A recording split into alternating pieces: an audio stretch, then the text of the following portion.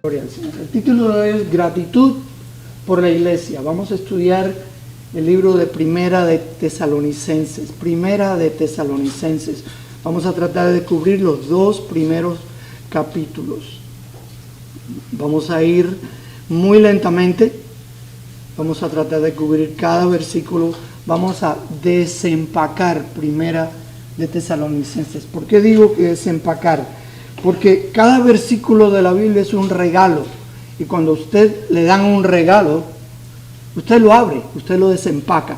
¿Por qué? Porque la sabiduría que hay en cada versículo requiere desempacarla para poderla entender bien. Y eso es lo que queremos tratar de hacer hoy con la ayuda del Espíritu Santo y con la ayuda de ustedes. Gloria a Dios. Primera de Tesalonicenses, breve historia y contexto geográfico. Esta epístola o carta fue escrita por el apóstol Pablo a la iglesia situada en la antigua ciudad de Tesalónica. Tesalónica, también conocida como Salónica, es la segunda ciudad más grande de Grecia y que fue la capital de una provincia romana llamada Macedonia. Pablo y sus compañeros probablemente llegaron a en el verano del 48 o el 49 más o menos, después de Cristo. Durante su segundo viaje misionero, establecieron la primera iglesia cristiana en dicha ciudad, pero tuvieron que salir apresuradamente porque sus vidas fueron amenazadas de muerte. Subsecuentemente, Pablo se entera del gran progreso y de las inquietudes de los hermanos de Tesalónica y por eso les escribe estas cartas. Y vamos a entrar en las cartas. Primero que nada, para que tengamos una idea de dónde está Tesalónica. La vemos allá, ven, Tesalónica al lado del glóbulo rojo es bien en Europa, ¿verdad? ¿De dónde salió Pablo? De acá, de Antioquía, ¿verdad? Ahora, para tener una idea de ese primer viaje de Jerusalén a Tesalónica es 1500 millas. Ese es el primer viaje. Y no vamos a entrar en el viaje del solo para que tengamos la idea de dónde está geográficamente ese mar Mediterráneo, porque necesitamos tener una idea geográfica de estas cosas. En comparación con su primer viaje, que es pequeño, fue pequeño comparado con el otro. Este fue el primer viaje de Pablo. Vemos aquí de nuevo el segundo viaje de Pablo, que fue un gran viaje por mar, por tierra, increíble. Aquí vemos lo que es hoy en día Grecia, y Tesalónica se encuentra en Grecia hoy en día. Todo eso en color es Grecia. Ahora bien, importancia estratégica. El Señor no hace las cosas por hacerlas. Igual que el Señor no opera en la vida de cada uno de nosotros por hacerlo. Él no nos hace pasar por cosas por gusto. Entonces, Él no escogió Tesalónica por gusto. Tenía razones, y vamos a ver algunas de las cuales. Primero que nada, fue la capital de una provincia romana llamada, como hemos dicho, Macedonia.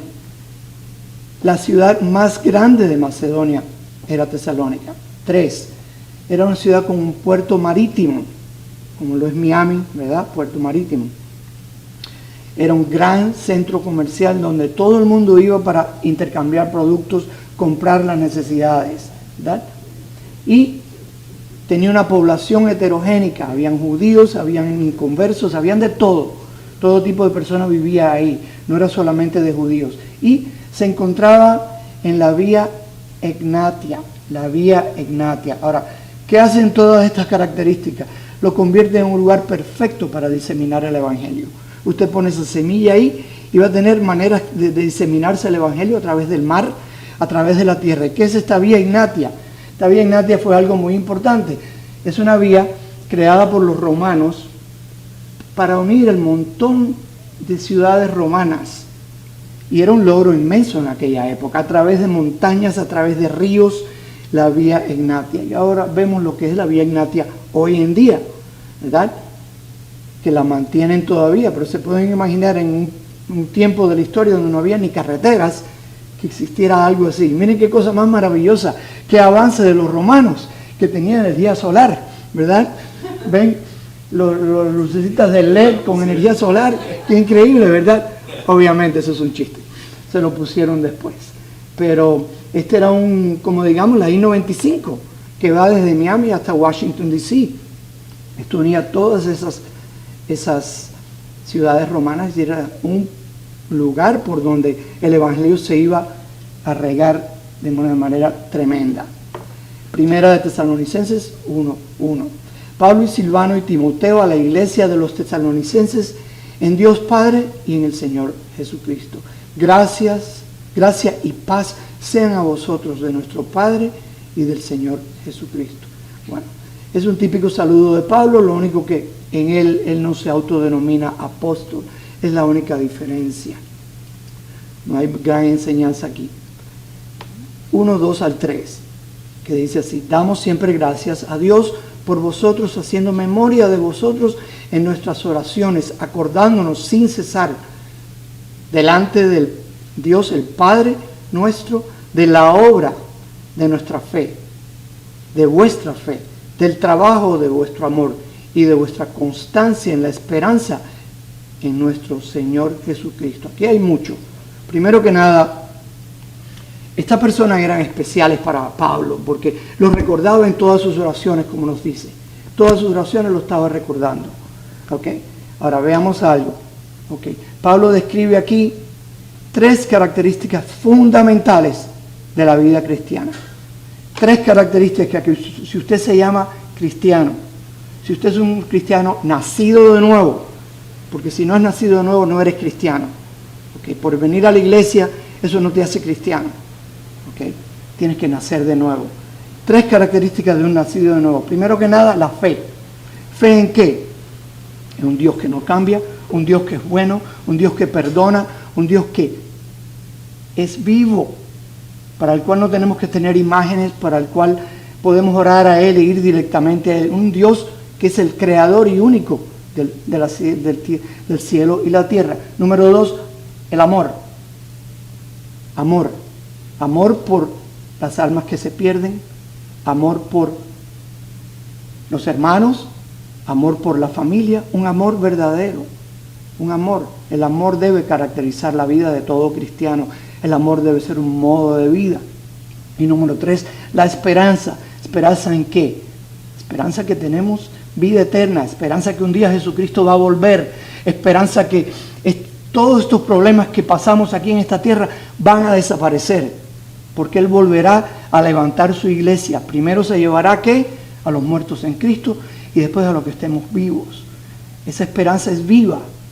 Ahora, tenemos que comparar eso con la esperanza que hay en el mundo. Ok, hablaremos de eso en un rato. Primero, la obra de nuestra fe.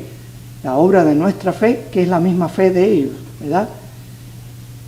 La única fe que salva es la fe que produce obras o fruto. ¿Ok? Estos hermanos en Cristo de pronto vinieron a los pies del Señor y empezaron a hacer cosas que no habían hecho antes. Y Pablo había oído de estas cosas y a eso se refiere. Empezaron a venir a la iglesia, empezaron a predicar el evangelio, empezaron a cambiar sus vidas radicalmente de las personas que eran antes. Esa es la obra de la fe. Empezaron a levantar una iglesia, a apoyar la iglesia. Y cuando digo apoyar la iglesia, yo no estoy aquí apoyando a la iglesia. Yo no estoy aquí ayudando al pastor. Yo estoy aquí haciendo lo que tengo que hacer para Dios. Cada uno de nosotros no pensemos que venimos aquí a ayudar al pastor. No. Yo vengo aquí para recibir la bendición de poder servirle a Dios. Porque cuando le sirves a Dios, Dios te bendice. Y Él quiere que cada uno de nosotros le sirvamos de una manera u otra, ¿verdad? Ahora bien, vayamos a Santiago. Esta traducción viviente, porque se entiende un poquito más fácil. Santiago 2:14, que dice así: amados hermanos, ¿de qué sirve a uno decir que tienes fe si no lo demuestras con tus acciones? ¿Puede esa clase de fe salvar a alguien? ¿Qué está diciendo Santiago aquí? Que si tú te llamas creyente y en tu vida no hay acciones que demuestran que tú eres un creyente, esa fe, eso que crees, no te sirve para nada. Es una fe muerta, es una fe que no salva. ¿Habrán fees que no salvan? Sí. Por ejemplo, gracias. La fe de los musulmanes, ellos tienen fe en un Dios que no existe. Es una fe que no salva. Ellos no son salvos. La palabra enseña que solo creyendo en Jesucristo somos salvos. Entonces, creer es mucho más que decir yo creo. Es mucho más que eso. Nueva traducción viviente de nuevo, Santiago 2:17, que dice así: como pueden ver, la fe por sí sola no es suficiente.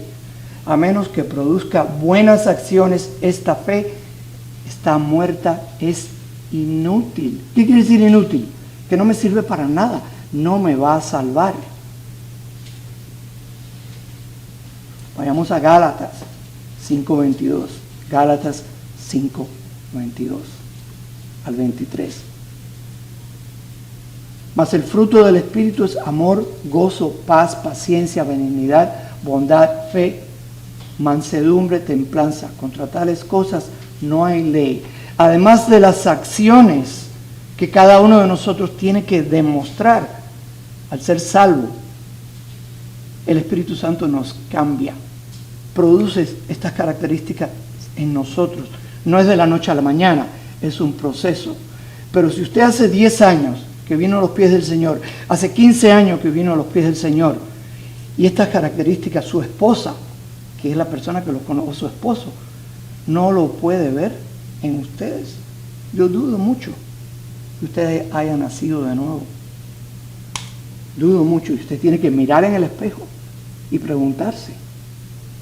Ahora, yo puedo venir a esta iglesia y engañar a todo el mundo, pero esa señora que está ahí sabe quién soy yo en la casa. Por eso digo la pareja. Y es muy importante esto. Ahora bien, existe una relación bastante increíble entre el cristiano y las obras, igual que hay entre otra relación que les voy a hablar, y no quiero que me malentiendan, ¿ok? La relación que existe es similar a la relación que existe entre las enfermedades y los síntomas. Por ejemplo, si a un médico le lleva a un niño lleno de pelotitas, llaguitas pequeñas, con comezón, con picazón, y la mamá le dice, tuvo fiebre, se siente enfermo, hace un par de semanas o unos días fue un cumpleaños y había otro niño que tenía lo mismo. ¿Qué será, doctor? El doctor inmediatamente dice, eso es varicela, eso es la china, como dicen los cubanos, eso es chickenpox. ¿Por qué? Por los síntomas. Estoy una persona un hombre que desde los 18 está fuma que fuma. De pronto tiene 45 años y empieza a toser, y empieza a ponerse flaco. Casi seguro que esa persona tiene un cáncer por los síntomas. Igual el cristiano. Por nuestras acciones, el cristiano tiene que ser diferente que el resto del mundo. Le voy a hacer 2 anécdotas verdaderas. Una hermana viene a un pastor y le dice, pastor, necesito que hable con mi esposo. ¿Qué pasa, hermana? Es que él me trata muy mal.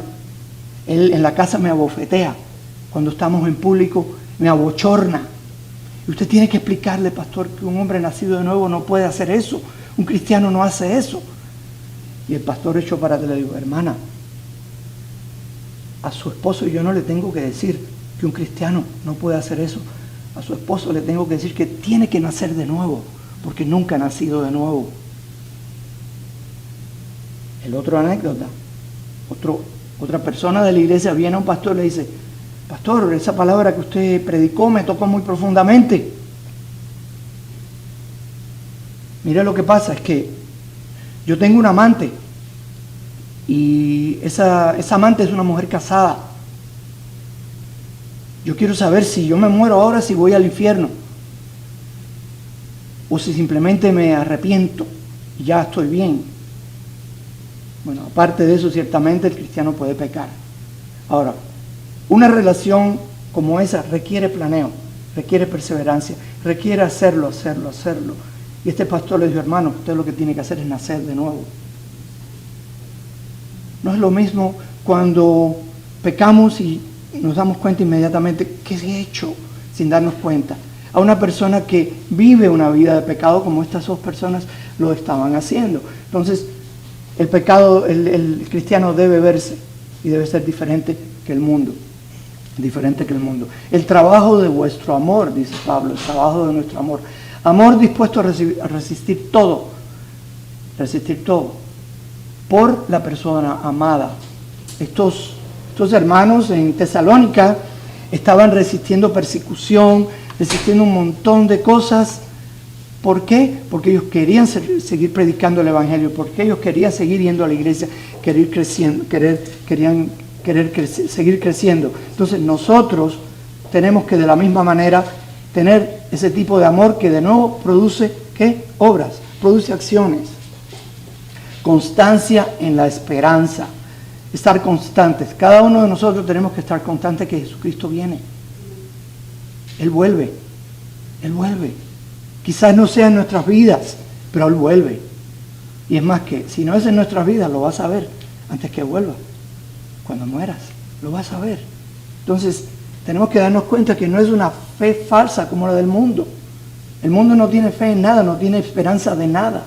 Nuestra fe, nuestra esperanza no es una ilusión, sino la certeza absoluta, la expectación confiada de quien tiene la mirada puesta en nuestro Señor Jesucristo, quien ha de volver. Usted tiene que creer eso. Usted tiene que creer eso absolutamente. No importa lo que le diga la familia, no importa lo que le diga el mundo, no importa lo que le digan las noticias, no importa lo que diga el mundo. 4 al 5, primera de Tesalonicenses. Continuamos. Porque conocemos, hermanos amados de Dios, vuestra elección, pues nuestro evangelio no llegó a vosotros en palabras solamente, sino también en poder, en el Espíritu Santo y en plena certidumbre, como bien sabéis cuáles fuimos entre vosotros por amor de vosotros. La manera que está escrito esto, recordemos que esto es una traducción del griego. Vamos a ir a una traducción, una Biblia un poquito diferente y lo vamos a entender mejor. Una Biblia traducción en el lenguaje actual, que se lee así. Es lo mismo pero leído diferente. Hermanos, Dios los ama y nosotros sabemos que Él los ha elegido para que sean parte de su pueblo. Cuando les anunciamos la buena noticia, no lo hicimos solo con palabra, al contrario, cuando estuvimos entre ustedes, dejamos bien claro que teníamos el poder de Dios y que el Espíritu Santo actúa por medio de nosotros para vuestro bien. Increíble cómo cambia el sentido. La palabra nos enseña que Dios había escogido a estos tesalonicenses. Muy claro, ¿ok? Muy claro. Vemos que para aquellos que Dios elige, el Espíritu Santo se mueve de manera poderosa y convincente. No es simplemente un discurso inspirado, como cualquier político puede dar, ¿verdad? No, es mucho más que eso. Es nada más y nada menos que el poder de Dios. Cuando usted está expresando el Evangelio, usted está de corazón evangelizando a una persona, es el poder de Dios. El Evangelio no es una presentación de una simple idea, sino la manifestación de un poder. Cuando se predica el Evangelio, el poder de Dios está obrando para hacer posible la salvación de los hombres, arrancándolo de los poderes de la destrucción y trasladándolo a una nueva vida, a una nueva etapa de vida. Eso es lo que es. Y es el poder de Dios manifestado, es sobrenatural. Y estos hermanos en Tesalónica sintieron que Dios lo estaba usando de una manera poderosa, de una manera increíblemente sobrenatural, porque tu Dios es sobrenatural totalmente. ¿Cómo estoy yendo? ¿Muy rápido? Está bien. ¿Estamos bien? ¿Alguna pregunta hasta ahora? ¿Algún comentario? ¿No? Ok, gloria a Dios. Vamos al versículo 6 al 7, continuamos. Y vosotros venisteis a ser imitadores de nosotros y del Señor, recibiendo la palabra en medio de gran tribulación, y lo veremos en Hechos 17:5, con gozo del Espíritu, y de tal manera que habéis sido ejemplo a todos los de Macedonia y de Acaya que han creído. Ahora bien, observemos algo, que la tribulación en estos hombres de Dios no produjo miedo, no produjo esconderse, sino produjo gozo, gozo. ¿Por qué? ¿Qué pasa? Es el gozo que debe haber en nosotros. Predicamos el Evangelio. ¿Qué nos pueden pasar? Nos meten en la cárcel, nos matan, vamos con Cristo. No tenemos nada que perder. Es el gozo. Como el pastor relata muchas veces en Cuba, en un lugar que decir que tú eres cristiano es declararte enemigo del pueblo, enemigo de todo el mundo. Pero él lo declaraba. Y lo declaraba porque no había miedo en él.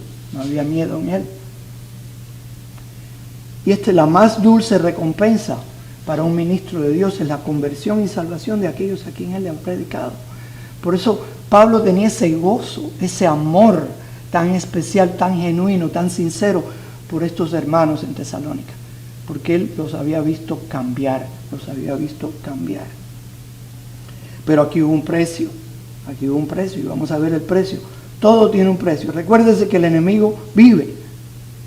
No es más poderoso que aquel que vive en mí y en ustedes. No lo es. Pero él va a tratar de hacer cosas. Y hay veces que Dios se lo permite. Y aquí esto que ocurrió, Dios lo permitió. Hechos 17, 5 al 6. Podemos ir ahí si quieren buscarlo en sus Biblias.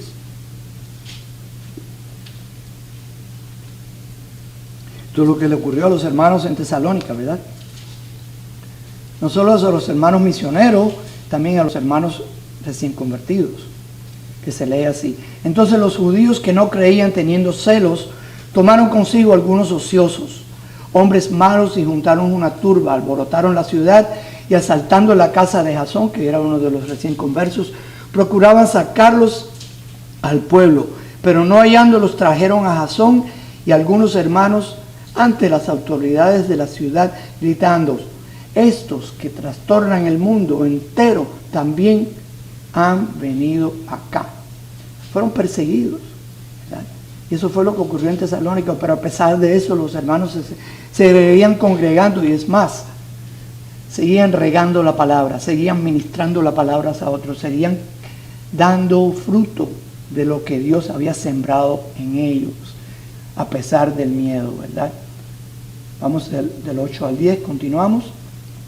Porque partiendo de nosotros ha sido divulgada la palabra del Señor no solo en Macedonia y Acaya, sino también en todo lugar.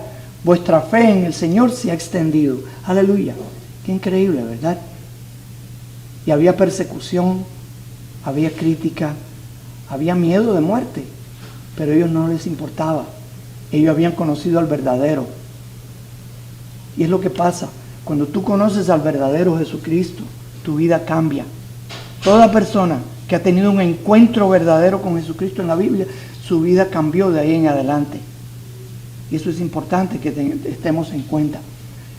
Y dice aquí: porque ellos mismos cuentan de nosotros la manera en que nos recibisteis y cómo os convertisteis de los ídolos a Dios, para servir al Dios vivo y verdadero, y esperar de los cielos a su Hijo, el cual resucitó de los muertos, a Jesús, quien nos libra de la ira venidera. Gloria a Dios. Ellos habían entendido la palabra. Ellos habían comprendido el concepto entero. Ahora vemos aquí una conversión verdadera. Una conversión verdadera. Porque hay veces que venimos a la iglesia y encontramos la iglesia bonita, los hermanos agradables, la camaradería, y la palabra suena bonito, pero volvemos al mundo y volvemos a nuestra vida de siempre. No estas personas. Vamos a hablar de algunas características de una conversión verdadera. Primero que nada, un antes y un después. Estos hermanos adoraban a ídolos, sabe Dios que otras cosas horribles hacían, pero en ellos hubo un cambio. Ya no siguieron adorando ídolos, ahora se congregaban, ahora adoraban a Jesucristo. Un antes y un después. Un antes de Cristo y un después de Cristo. Igual que en la historia. En la vida de cada uno de nosotros tiene que haber un antes de Cristo y un después de Cristo. Como único que usted nació en el Evangelio. Okay. Eso es una posible excepción, pero va a llegar un día que aún los hijos que nacieron en el Evangelio van a darse cuenta que son pecadores y van a tener que arrepentirse y reencaminar sus vidas muchas veces. Muchas veces ocurre cuando son adultos ya. Muchas veces nunca se separan del camino, pero en el caso de la mayoría de nosotros que vinimos al Evangelio cuando viejos, cuando adultos, hay un antes y un después. Y esto había en estos hermanos. Había un entendimiento y una aceptación del Evangelio. Entendimiento del concepto que necesitamos un Salvador, que somos pecadores, que sin Cristo vamos al infierno. Ellos entendieron eso. Una convicción de pecado y arrepentimiento. Pero usted dirá, pero hermano, ¿cómo usted sabe que hubo arrepentimiento? Muy sencillo. Hubo un cambio de dirección. Si hay un cambio de dirección, eso denota que hay arrepentimiento. Si su vida no cambia de dirección después de conocer a Cristo, usted probablemente nunca conoció a Cristo. Porque Cristo cambia al ser humano de adentro. Y es un cambio que nunca para. Es la obra del Espíritu Santo en ti y en mí. Y estos hermanos estaban viviendo esto. Y habían cambiado. Estaban predicando el Evangelio a lugares lejos. Que dice Pablo que no tuvimos que decir nada más. No tuvimos que decir nada más. Vayamos a 2 de Crónicas 7:14. 2 de Crónicas 7:14.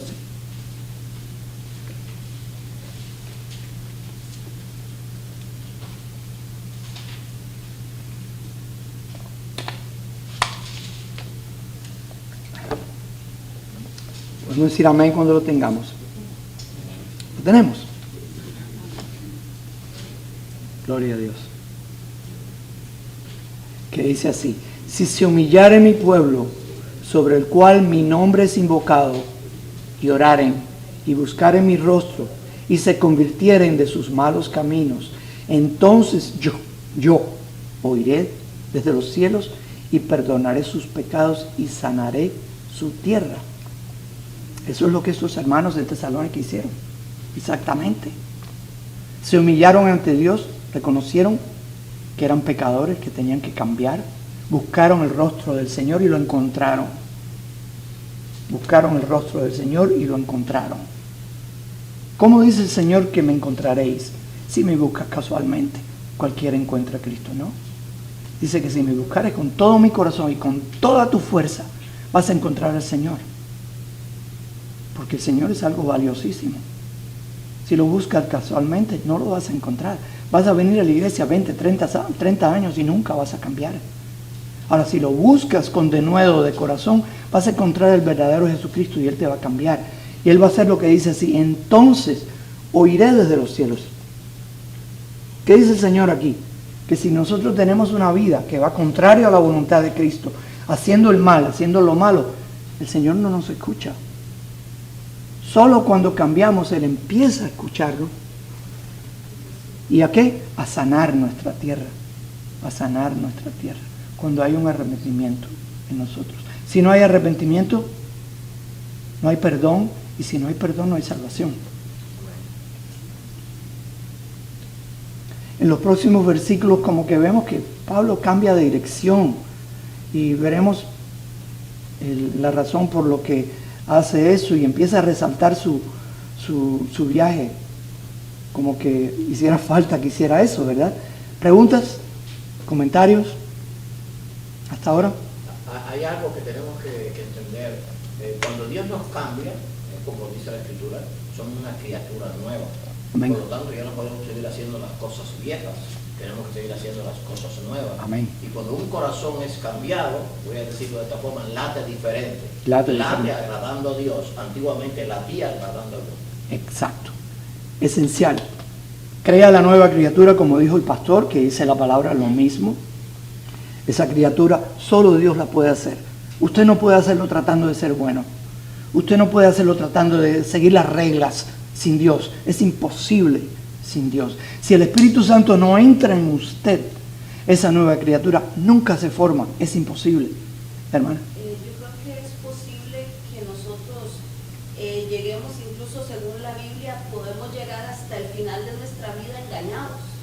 Porque citando esto que dice Señor, Señor, ellos ya estaban en la presencia ahí, dando cuentas, ¿verdad? En tu nombre echamos fuera demonios, y eran hacedores de maldad, o sea, tenían dos vidas. Entonces yo creo que hay pautas o claves que nosotros podemos usar, porque lo importante no es que yo analice la vida del hermano Oreste, no, o de cualquier otra persona. Lo que yo necesito y de lo único que yo tengo que dar cuenta es de mí. Entonces hay cosas que si yo decía que yo era un ladrón, pero yo todavía estoy robando, aunque nadie se dé cuenta. Si yo tengo un vicio, por ejemplo, estoy dañando el templo del Espíritu Santo. Si yo fumo, si yo uso drogas, si yo tomo, son claves. Yo creo que nos dejan ver que no estoy dando frutos dignos de arrepentimiento. Entonces, yo creo que son cosas no para que los demás lo vean, sino para que yo pueda analizar si yo soy salvo o necesito arrepentirme y venir a Cristo, aunque tenga 20 años de estar viniendo a la iglesia. Exacto, es importante entender que lo único que debe dominar al cristiano es Cristo, más nada. A ti no te puede dominar tu trabajo, a ti no te puede dominar tu profesión, a ti no te puede dominar un hobby, a ti no te puede dominar la relación con tu esposa, a ti no te puede dominar el alcohol, a ti no te puede dominar nada si eres cristiano. Cristo es lo único que debe dominar a un cristiano. Vamos al segundo capítulo de Tesalonicenses, del 1 al 2, que dice así: porque vosotros mismos sabéis, hermanos, que nuestra visita a vosotros no resultó vana. Eso es poniéndolo muy suave, ¿verdad? Pues habiendo antes padecido y siendo ultrajados en Filipos, y iremos a Hechos 16 un momento, y veremos un momento de qué se refiere ahí. Como sabéis, tuvimos denuedo en nuestro Dios para anunciaros el Evangelio de Dios en medio de gran oposición, en medio de gran oposición. Hechos 16, 22, ¿se acuerdan cuando Pablo echó fuera el demonio de la mujer que era adivinadora, ¿verdad? Eso es lo que ocurrió y esto es el resultado. Y se agolpó el pueblo contra ellos y los magistrados, rasgándole las ropas, ordenaron azotarles, Pablo y Silas, ¿verdad? Azotarles con varas, después de haberles azotado mucho. Cuando la Biblia dice mucho, es mucho, ¿verdad? Y estos eran romanos, que eran salvajes, eran sadísticos. Les echaron en la cárcel, mandando al carcelero que los guardase con seguridad, el cual, recibido este mandato, los metió en el calabozo más adentro y les aseguró los pies en el cepo. ¡Wow! ¡Qué tratamiento para una persona que acaba de echar fuera un demonio! Ahora, Pablo empieza a recalcar de su visita las siguientes características. Primero que nada, abundante fruto y fruto que continuaba. ¿Cuál fue el fruto? Conversión. Gentes fueron convertidas, una iglesia entera fue creada y seguía continuando y dando fruto. ¿Cómo es eso? Seguía evangelizando, seguía extendiéndose el evangelio aún después que ellos se fueron. ¡Wow! ¡Qué tremendo éxito de esta campaña! Determinación a predicar contra toda oposición. A Pablo no le importó. Ellos dieron la palabra, ministraron y siguieron. De nuevo, sobrenatural. Pablo se dio cuenta que había algo sobrenatural en la palabra que ellos estaban dando por la manera que estaba impactando al pueblo pecaminoso. Entonces, fue una campaña tremenda en esta ciudad, ¿verdad? 2, 3, 4. Tesalonicenses 2, 3, 4. Capítulo 2. Por nuestra exhortación no procedió, porque nuestra exhortación no procedió de error, ni de impureza, ni por engaño, sino que según fuimos aprobados por Dios para que se nos confiase el Evangelio, así lo hablamos, no como para agradar a los hombres, sino a Dios que prueba los corazones. Esos hombres estaban haciendo exactamente lo que Dios quería que hicieran. No estaban tratando de engañar a nadie para sacarle dinero, para que los exaltaran, para que le dieran el título de esto y de lo otro, como hoy en día que vemos el montón de personas que se autodenominan apóstoles y profetas y montones de títulos. Oye, yo nunca le hablé de mi título. Muy importante, perdone que no haya hecho esto, tengo un título muy importante que ustedes necesitan saber. El título más grande que tengo yo es siervo inútil. Siervo inútil, porque estoy aquí haciendo lo que Dios quiere que yo haga. El resto no importa. El resto no importa. Pero Pablo se defiende. Aquí Pablo se empieza a defender en su propia carta, porque quien no se defiende, si tú callas ante una acusación, es como que estás aceptando que todo eso es verdad, de lo que estaba diciendo la gente. En todo lo que hablamos, Pablo les dice, nuestras intenciones fueron buenas. Estamos haciendo el bien. Solo comunicamos la verdad. Lo que dijeron era pura verdad. ¿Okay? Nunca tratamos de engañar a nadie. ¿Engañar para qué? Para sacarle dinero.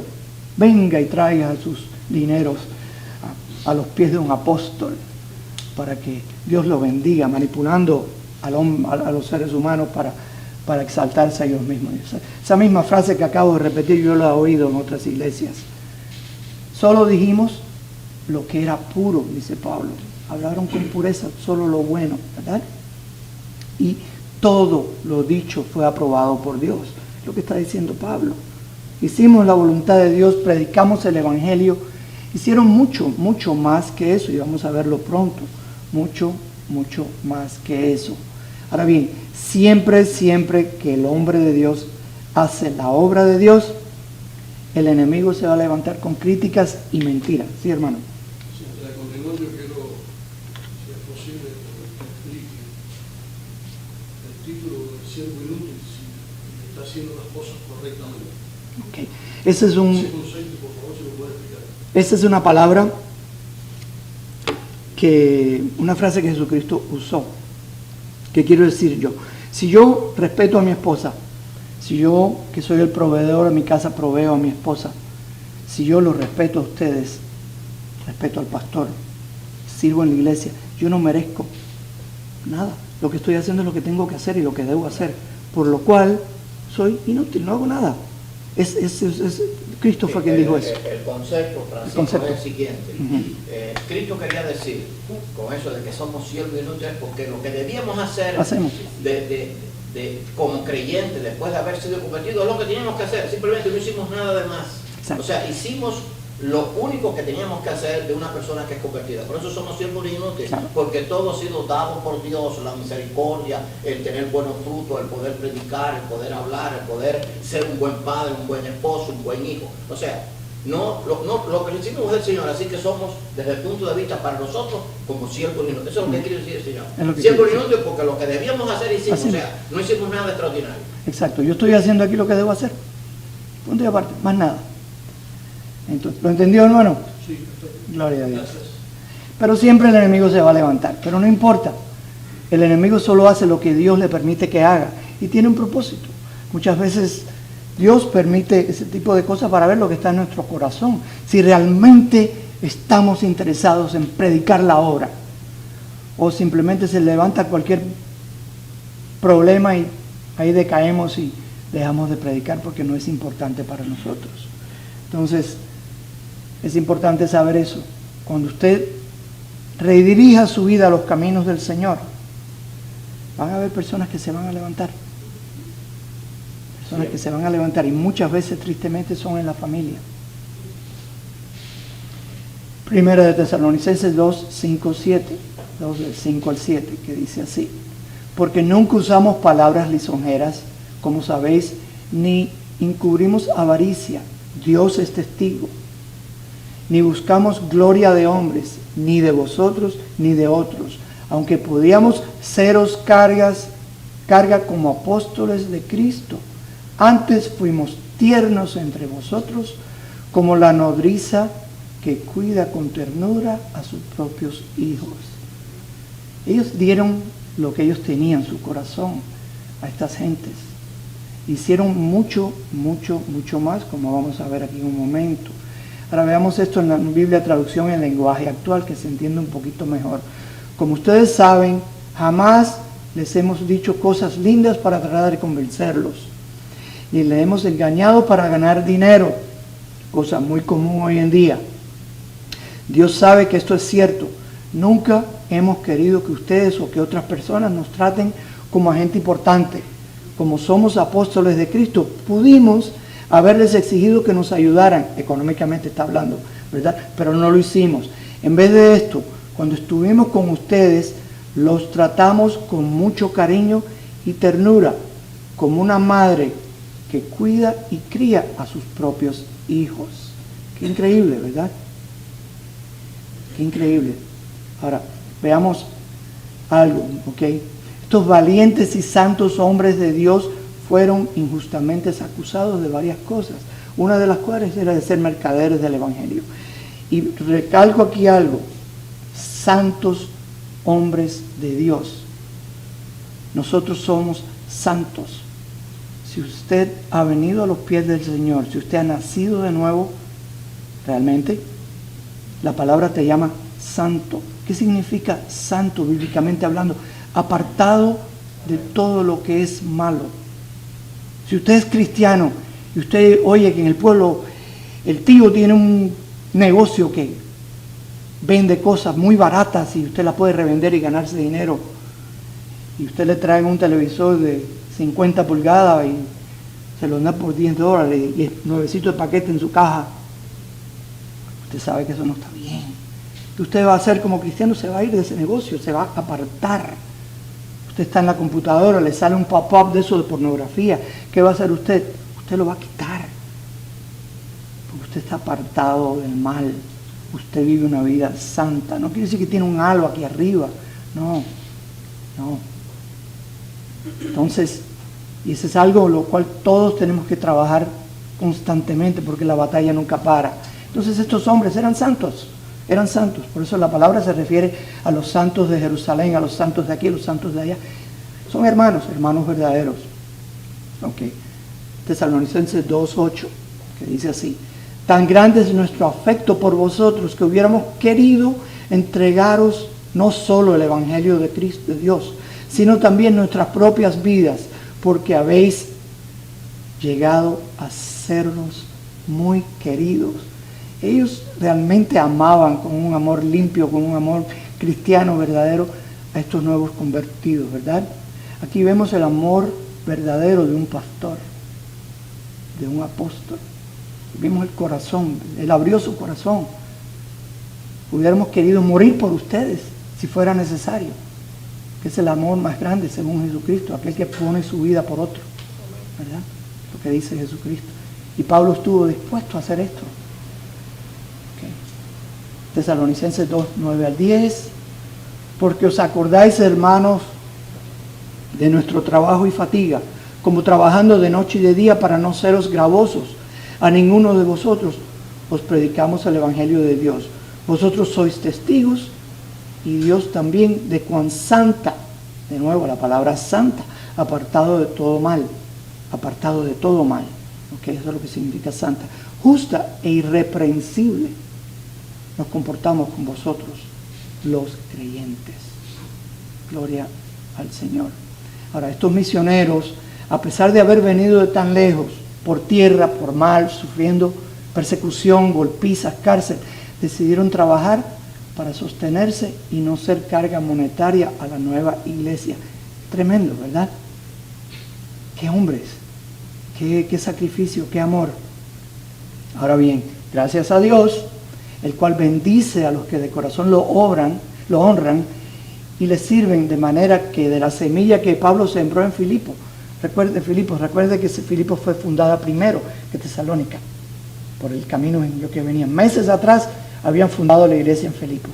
Ellos estaban recibiendo dinero de los hermanos de Filipos, de cuando en cuando le mandaban.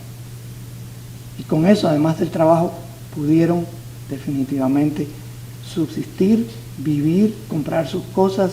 Me imagino que tenían, hacían tiendas y vivían en tiendas, pero la comida hay que comprarla donde quieran que van.